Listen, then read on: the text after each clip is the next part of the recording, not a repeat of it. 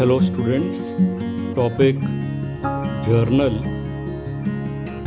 We are going to solve illustration problem from page number 61.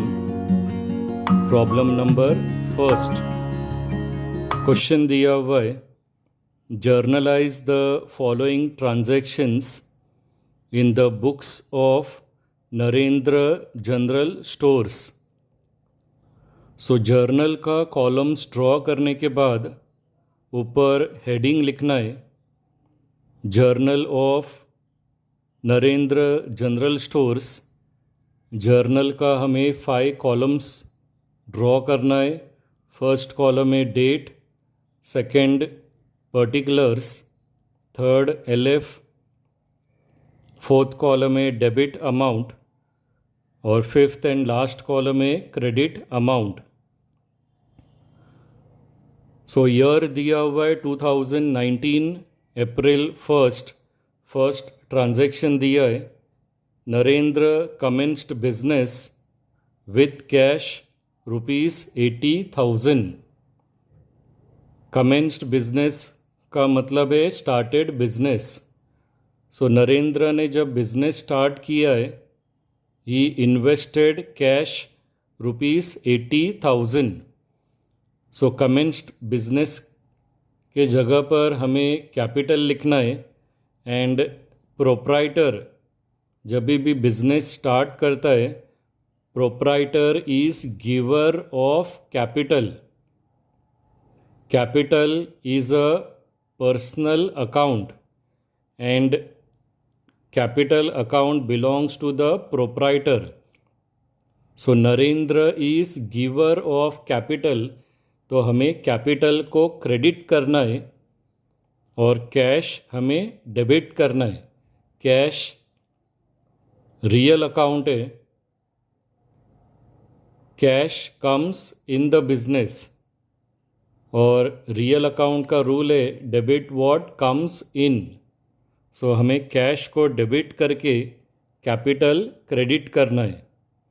So journal में हमें year लिखना है 2019. Next line में लिखना है अप्रैल 1st और फर्स्ट का जर्नल एंट्री आएगा cash account debit to capital account. Amount record करना है 80,000. नरेशन लिखना है being commenced business with cash, या हम लिख सकते हैं being started business with cash. Next transaction दिया है date 3rd, purchased goods from Kiran ₹40,000 on credit.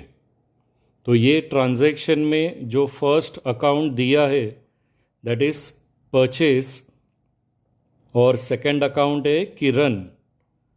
Purchase is a nominal account. Purchase is an expense और expense को हम डेबिट करते. नॉमिनल अकाउंट का रूल है debit all expenses and losses. So हमें purchase को डेबिट करना है एंड किरण अकाउंट क्रेडिट करना है. Kiran is a personal account. अगर गुड्स परचेस किया है किरण के पास से तो किरण इज़ गिवर और पर्सनल अकाउंट का रूल है credit the giver. So date हमें रिकॉर्ड करना है जर्नल में 3rd और इसका जर्नल एंट्री पास करना है purchase account debit to Kiran account. Amount आएगा 40,000. नरेशन लिखना है being purchased goods from Kiran. Next transaction दिया है डेट 5, पेड रेंट ₹2,000. तो इसमें एक अकाउंट आपको दिया हुआ है rent and in the absence of second account, जब आपको सेकंड अकाउंट दिया नहीं है तो आपका सेकंड अकाउंट कैश अकाउंट आएगा. बिकॉज रेंट को पे किया है means cash is paid. So rent is a nominal account. Rent expense है और एक्सपेंस को हमें डेबिट करना है। रेंट एक्सपेंस है, ये हमें कैसे पता चलता है? तो स्टार्टिंग में वर्ड दिया हुआ है पेड। सो सिंस प्रोप्राइटर ने रेंट पे किया है तो रेंट प्रोप्राइटर के लिए एक्सपेंस है और रेंट को डेबिट करना है।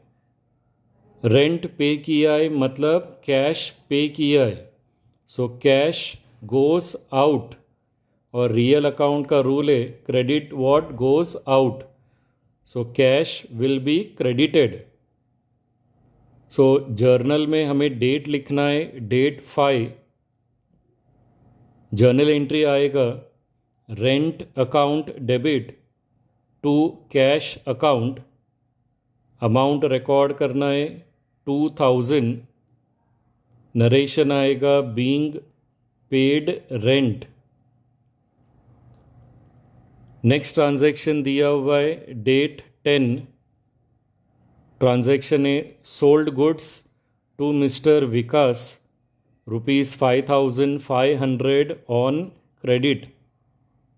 तो स्टूडेंट इसमें दो अकाउंट आएगा, एक तो आएगा सेल्स और दूसरा अकाउंट आएगा mister Vikas account. Sales nominal account है। सेल्स इज़ एन इनकम और इनकम को हम क्रेडिट करते। नॉमिनल रूल है credit all incomes and gains. So हमें सेल्स को क्रेडिट करना है एंड मिस्टर विकास अकाउंट को डेबिट करना है। मिस्टर विकास ये पर्सनल अकाउंट है और अगर गुड्स सोल्ड किया है विकास को, सो विकास को वो गुड्स मिलेगा। Vikas is receiver of the goods और पर्सनल अकाउंट का रूल है डेबिट द रिसीवर। तो विकास अकाउंट डेबिट करके हमें सेल्स क्रेडिट करना है। तो जर्नल में डेट रिकॉर्ड करना है डेट 10 और जर्नल एंट्री आएगा Vikas account debit to sales account और नरेशन लिखना है being sold goods to Vikas. Next transaction दिया है date 15। Purchased furniture ₹30,000 at GST 18%।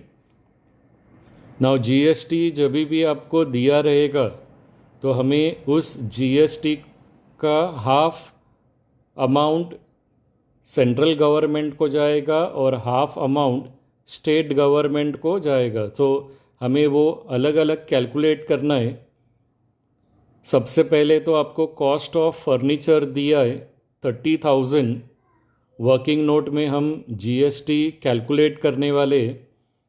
सो 30,000 के ऊपर सबसे पहले आपको CGST कैलकुलेट करना है, that is central goods and service tax. और बाद में हम कैलकुलेट करेंगे SGST, that is state goods and service tax. So tax है तो उसको ऐड करना पड़ेगा। सो कॉस्ट ऑफ फर्नीचर है 30,000। नेक्स्ट लाइन में लिखना है ऐड CGST। टोटल GST दिया है 18%, तो CGST आएगा 9%। सो 30,000 के ऊपर हमें 9% कैलकुलेट करना है। सो 30,000 मल्टीप्लाई बाय 9 डिवाइड बाय 100। दो कॉमन ज़ीरो अगर हम कैंसिल करते न्यूमरेटर और डिनोमिनेटर से तो अमाउंट आएगा 300 मल्टीप्लाई बाय 9। सो मल्टीप्लाई करने के बाद अमाउंट आएगा 2,700 CGST। उसी के नीचे हमें लिखना है SGST और SGST भी कैलकुलेट करना है 9% और 9% कैलकुलेट करना है कॉस्ट ऑफ फर्नीचर के ऊपर। सो कॉस्ट ऑफ फर्नीचर है 30,000 मल्टीप्लाई बाय 9%, सेम अमाउंट आएगा 2700। अभी ये तीनों भी अमाउंट हमें ऐड करना है, कॉस्ट ऑफ फर्नीचर और दोनों भी जीएसटी, तो टोटल अमाउंट आएगा 35,400। तो फर्नीचर परचेस करने के बाद प्रोप्राइटर ने कैश पे किया हुआ है और कैश पे किया हुआ है 35,400। नाउ जब भी जीएसटी दिया रहेगा ऑन परचेज ऑफ गुड्स या ऑन परचेज ऑफ एसेट्स, तो उस परचेज या उस एसेट्स के साथ हमें जीएसटी भी डेबिट करना है। और डेबिट करते समय हमें प्रीफिक्स, उससे पहले वर्ड लिखना है इनपुट, दोनों भी सीजीएसटी और एसजीएसटी के लिए। तो जर्नल में हम डेट लिखते हैं, डेट 15, जर्नल एंट्री आएगा फर्नीचर अकाउंट डेबिट, अमाउंट आएगा cost of furniture 30,000, input CGST account debit, amount आएगा 2,700, input SGST account debit 2,700 to cash account, amount credit में रिकॉर्ड करना है 35,400। नरेशन आएगा being purchased furniture at the rate GST 18%। Next जो transaction दिया है date 18, received a bearer cheque of ₹25,000 from mister Vikas. Now bearer cheque अगर proprietor को receive होता है तो पे के सामने हमेशा सेल्फ लिखा रहता है और वो चेक आप बैंक में जाकर डिपॉजिट नहीं कर सकते। प्रोप्राइटर वो चेक अपने अकाउंट में डिपॉजिट नहीं कर सकता है, क्योंकि उस चेक के ऊपर किसी पर्सन का नाम लिखा नहीं रहता है, सेल्फ लिखा रहता है। इसका मतलब that cheque is used for self withdrawal. पैसा अगर बैंक से विड्रॉ करना है तो हमेशा बेयरर चेक प्रिपेयर किया जाता है। सो ये जो 25,000 का चेक जो प्रोप्राइटर को रिसीव हुआ है वो बेयरर चेक है। तो अगर बेयरर चेक रिसीव हुआ है प्रोप्राइटर को, तो प्रोप्राइटर क्या करेगा, वो सीधा बैंक में जाएगा, वो काउंटर के ऊपर चेक देगा बैक साइड में साइन करके, और प्रोप्राइटर को इमीडिएटली कैश मिलेगा। He can not deposit that cheque in the bank, so he will get cash. So instead of bearer cheque हमें लिखना है कैश अकाउंट, एक अकाउंट आएगा और इसमें दूसरा अकाउंट आएगा mister Vikas account. So since bearer cheque receive हुआ है तो हमें ये एज्यूम करना है कि हमें बेयरर चेक नहीं मिला है, हमें कैश रिसीव हुआ है, क्योंकि बेयरर चेक का हमेशा कैश ही मिलेगा। सो एक अकाउंट आएगा कैश अकाउंट और दूसरा आएगा mister Vikas account. Now since bearer cheque receive हुआ है that means cash comes in. Cash comes in को हमें डेबिट करना है और ये चेक मिला है विकास के पास से, और विकास इज़ गिवर और गिवर को हम क्रेडिट करते। तो डेट 18 रिकॉर्ड करना है जर्नल में और इसका जर्नल एंट्री आएगा cash account debit to Vikas account, amount record करना है 25,000। नरेशन सेम लिखना है जो आपको ट्रांजैक्शन दिया है, being received a bearer cheque from Vikas. The next transaction is date 21st, paid to Kiran by check of देना बैंक। तो किरण को चेक से पैसा पे किया हुआ है and it is paid by cheque of Dena Bank. तो एक अकाउंट आएगा किरण अकाउंट और दूसरा अकाउंट आएगा देना बैंक अकाउंट। सो अगर प्रोप्राइटर ने चेक से पैसा पे किया है किरण को, तो किरण इज रिसीवर, और रिसीवर को हम डेबिट करते और देना बैंक हमें क्रेडिट करना पड़ेगा। देना बैंक ये पर्सनल अकाउंट है, और अगर प्रोप्राइटर ने चेक दिया है तो बैंक विल बी गिवर, इसलिए देना बैंक को क्रेडिट करना है। तो जर्नल में डेट लिखना है 21, और उसका जर्नल एंट्री आएगा Kiran account debit to Dena Bank account, amount आएगा 20,000।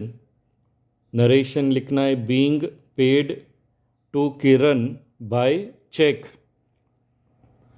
और सबसे लास्ट ट्रांजैक्शन दिया है डेट 30, पेड सैलरी ₹5,000। तो इसमें एक अकाउंट दिया हुआ है सैलरी अकाउंट, और सेकंड अकाउंट आएगा cash account. Salary is a nominal account, salary expense है।